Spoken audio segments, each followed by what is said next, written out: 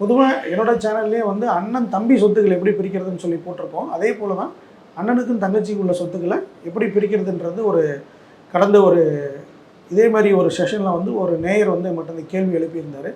Okay, இந்த கேள்வி கூட புதுசாக இருக்கேன்னு சொல்லிட்டு தான் நம்ம இந்த லைவில் வந்து ஆட் பண்ணியிருக்கோம் இந்த வீடியோவில்.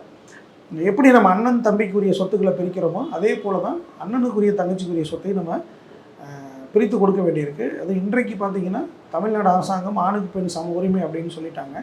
அதனாலேயே என்னவோ இன்றைக்கி நிறைய வீடுகளில் இந்த சொத்துக்களில் வந்து அண்ணன் தங்கச்சி பிரச்சனையால் ஈக்குவலாக சொத்து வேணும்னு சொல்லி கேஸ் போட்டு ஒரு சில சமுதாயத்தில் பெரிய பூதகரமான விஷயங்கள்லாம் நடந்துகிட்ருக்கிறது பார்க்க முடியுது.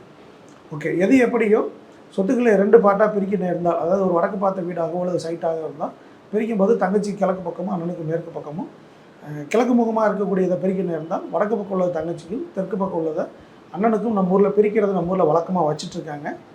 ஆக்சுவலாக இப்படி பிரிக்கிறதுலையும் வாஸ்துப்படி வந்து நிறைய பிரச்சனைகள் வர வாய்ப்பு இருக்குது. எப்படின்னா, இந்த மேற்கு பக்கமும் தெற்கு பக்கமும் ஒதுக்கக்கூடிய அந்த வீடு, ஸோ அன்னையோடு அவங்க வந்து லைஃப் நிறைய நெகட்டிவான விஷயங்கள் நடக்கிறத பார்க்க முடியுது.